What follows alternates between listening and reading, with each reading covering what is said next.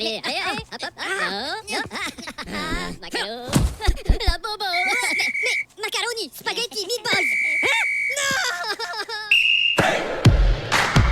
Allez, allez, allez, hop, hop, Good morning, good afternoon, good evening everyone, and welcome to episode 43, I'm getting the numbers right at last, of the Not So Beginner series. And this is just a recap of what's been going on the last couple of ticks. There's been a couple of surprise results, I have to admit. But also I just remembered I made a reference to something in episode 42 right at the beginning, and I was going to say in that episode what the reference was right at the end, but then I completely forgot. Typical me. 42 is the reference to Hitchhiker's Guide to the Galaxy, and that's where you get the dope panic from as well. So there you go, that's what it meant by then. But a few of you guessed that already. But anyway, this is quite a sort of like a recap of what's been going on the last few ticks, so it's not going to be a big episode, this one, but let's go straight into it anyway. And just check my screen so I'll see what you're seeing. Yeah, it's not too bad. Here's my Elfsborg side. Again, I'm building up quite a lot of cash now. Ideally, I would like to get a 60,000 stadium if I want to, if I can, I mean. If not an 80,000 stadium, but I need at least 200 million to get the that stadium, so that's not going to happen. So I got to think what I'm going to do with this cash. I'm getting some quite a lot of cash now being building up, as you can see in the economy screen. A lot of greens overall. I'm keeping the wages under 900,000, and yeah, I'm building up the money quite nicely by selling players that won't be getting games. So by bringing good replacements, mostly on free transfers, and it seems to be paying off money-wise. Results-wise, not really. I've had some tough games though coming up. Last couple of ticks. My last couple of results. We'll go to the UEFA Cup. We've done the UEFA Cup, already. Yeah, my last couple of league results, I can't recap if we actually did this. I drew one at Hampstead. Oh yeah, VF beat me. Simple as that. And they beat me away. That was a very good row result for VF there. So yeah, I'm starting to struggle now, as I thought this was going to happen. Even though my tackling and passing rates are really good, I'm just not getting the scores and not going my way. But as I said, this was going to be sort of like a short episode, but this also was going to be about what's happened in the UEFA Cup, because we've now had the second legs, and nearly all the sides have got through to round 3, and there's been no clashes either. I say nearly all because we had one big shock.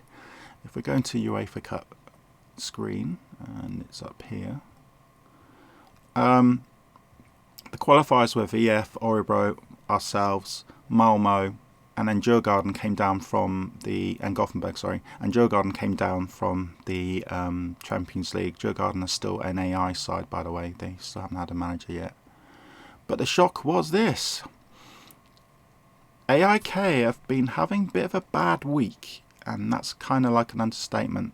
If you can remember, in the first leg, they actually, I think this was the first leg. Yeah, first leg they were at home and beat Chevio quite easily 2-0. But in the second leg, Chevio, they came back, and they came back with vengeance. Thanks to one guy, really, this figure. But Chevio came back and won 3-0, which means ARK are out, and they are totally out of Europe. I think having 2 players sent off didn't help.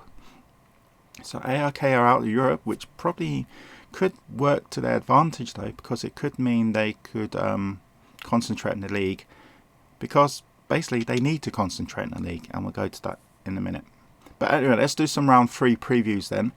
I'll carry on doing this until all the Swedish sides have knocked out.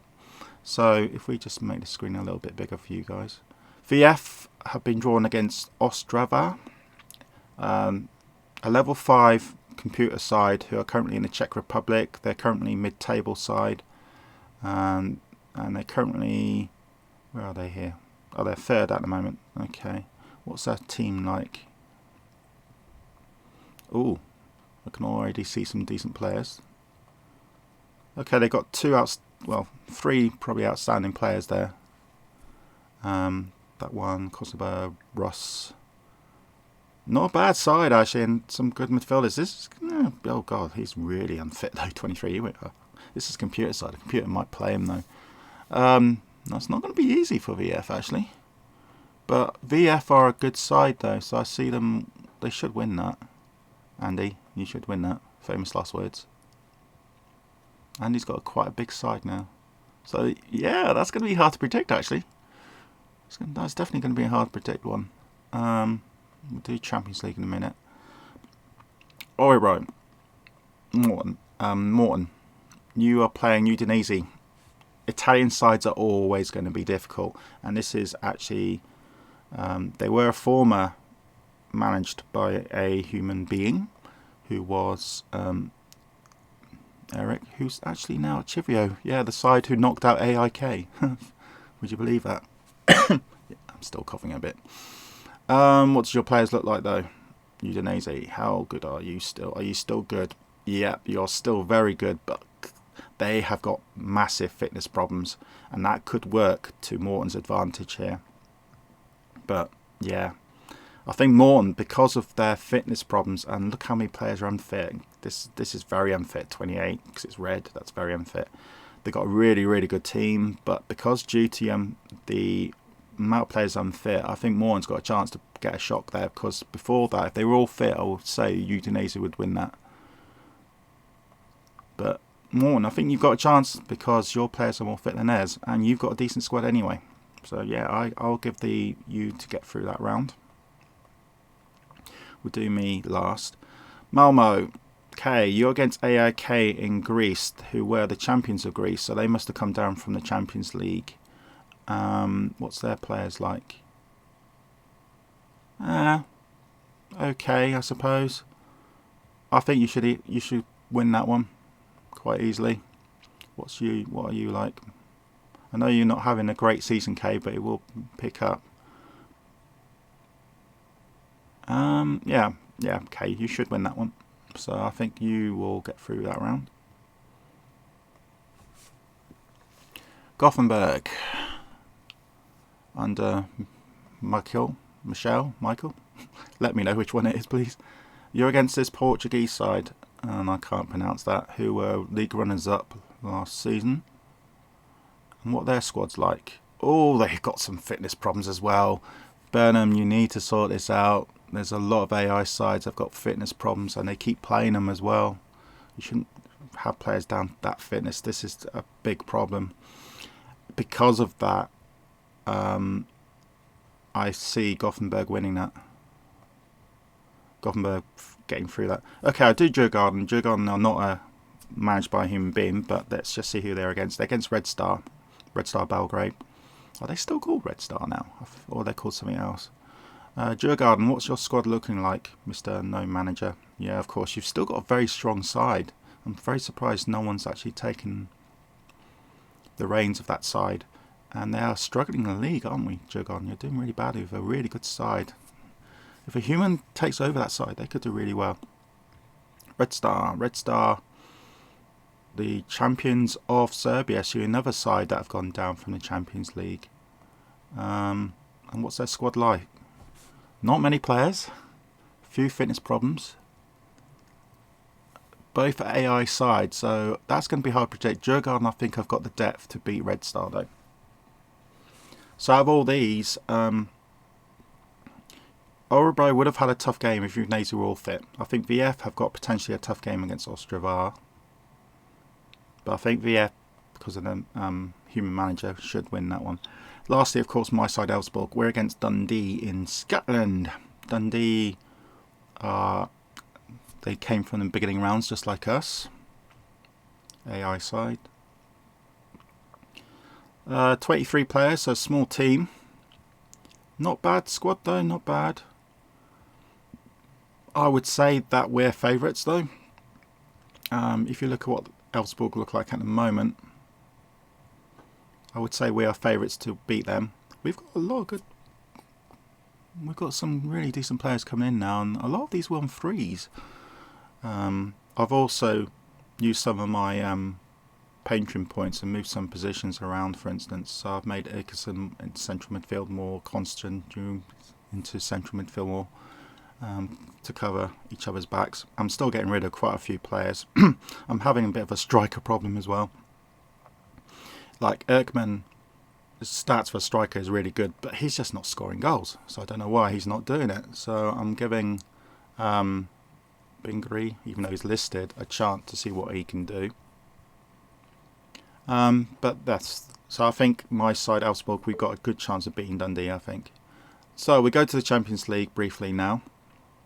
Here we are, because Burnham's Hammarby are in the Champions League, and they've started off with a win. They're in a potentially tough group, with Inter being a really decent side. But they have won their first game, which was away to Valladolid, which was managed by a human. So yeah, that's a tough group. So, and Lyon, I think, were the champions of France. Yes, they were. And crikey, look at that. And again, look at this stamina problem all these AI sides, a lot of these AI sides are having. This should not really happen. There's a lot of, you should never see staminas going down to orange, and then even more so red. That should not happen, but it does. So Hammarby are in a tough group, especially as their league form has been hit and miss. If we go to Burnham's side at the moment, let's have a look. Yeah, Burnham's got some really good players, but he's also investing in a lot of youth as well. So anyway, let's just do what's happening at AIK, because if you remember in the last tick, AIK were cruising. They're not cruising anymore in the league table. As you can see there, they're still top, but what's this? They've drawn games. They've lost games. They've actually now made the league a lot more interesting, because Trelleborg under Dave, not Mike, and Helsingborg after Mike have caught right up to them. The gaps are definitely shown again. We've got a group of 3 teams here, then we've got another 2 here, and then the battle for the Intertoto positions basically between Hammarby, Malmo, Örebro and ourselves, and Djurgården in some degree. And Halmstad will catch up because they've now got a human manager, Andre. But AIK have had they've not had a good couple of weeks. If you look at the match form table, they've suddenly are starting losing form in the last 6 games. The team in form at the moment are VF and Trelleborg and Helsingborg. My Elfsborg side, we've been having a bad week as well. We've lost 3. We've lost 3, drawn 1, lost 2 in our 6 league games. So, will Trelleborg and Helsingborg really rival them? I think AIK probably just have the blip. I think they will recover in form, especially as they are now out of Europe. But it's good to see Trelleborg and Helsingborg making this season really interesting. Gothenburg and VF are not out of it either, but I think it's still only a quarter of the season gone at the moment. But I think it's going to be between those 5 sides for the title and the Champions League spots. And yeah, I hope my Elfsborg side at least try to stay. If they stay where they are, then my board are fine. If they get any lower, then I've got problems. Especially if we go further down. I think Kalmar and Örebro are going to stay where they are. Halmstad will go further up. Norrköping and Djurgården. Norrköping will go further down. Djurgården are definitely the fallen giants. They should not be there with the squad they've got. So what fixtures have we got coming up then? Not many. It's just friendlies at the moment. We've got Hammarby against Inter in the next Champions League at the next tick, yes. And then in a couple of ticks' time, we've got the Gothenburg Cup semi-finals. I haven't mentioned much about the Gothenburg Cup, the Swedish Cup, because, well, we got knocked out very early. We got knocked out by Gothenburg. So we've got Trelleborg against VF and Gothenburg against Helsingborg. Good luck to all the sides. I will mention about that more in future episodes. And that's it, actually. Not really much more going on. We had interview from Z Fritz on the 5th December. This is before the kind of mini slump he's had. So with the season underway, what do you think of performance so far? We're doing good. The league is really competitive with results with our results, I'm just making sure you can read that. Yeah, we could be a bit farther, but Dave and Mike are also doing a great job. They are. They're both doing a really good job. But they've got a track record of being really good managers, and so has Fritz. Who's likely to finish first this season? I think we can do it. I think AIK will do it, but it's going to be a lot tougher for them now because, again, Dave and Mike's teams are catching up. Working at position Division 1, you've done better than expected. How would you be able to keep the pace? Clean sheets, and yeah, that striker, I guess that is, could score a lot more. The latest match against Helsingborg took a real beating. Yeah, we'll go to that in a minute, actually. That was probably the biggest surprise result of the season so far. What was your big surprise? What went wrong? Ask the referee. It's hard to play with 3 players sent off. Yeah, it is definitely harder. Let's go and see what he was on about, actually. So that'll be the end of today after we've done this. 4-0. The thing is, though, he's conceded 7 goals in 2 games. Something seriously has gone wrong. Yeah. Oh, crikey. He did not have much luck whatsoever.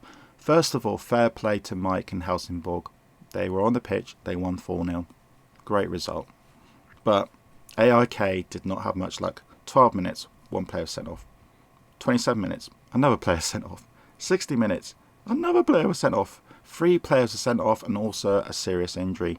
So by 90 minutes, they were down to 11, 10, 9 men? 8 men even? Was that 8 men in the last minute? They had 4 players missing. 11, 10, 9. Yeah, 8 men. I think one more and the game in real life had to be stopped, didn't it? Is there a rule that is only minimum amount of players allowed on the pitch before a game has to be stopped? I don't know. But anyway, that is definitely the surprise result of the year so far. And that happened on 28th of November, which was the last league tick. So that was a shock, wasn't it? So there we go. What's the next fixtures for all the league, all the sides? Sorry, my cough means I'm starting to lose my voice.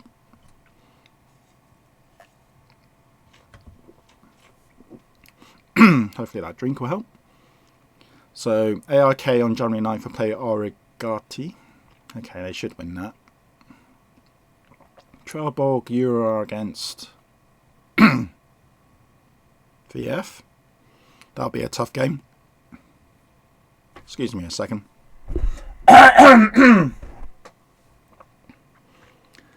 Yeah, it's a problem when you've been having a bad cough and everything. Your voice plays up all the time.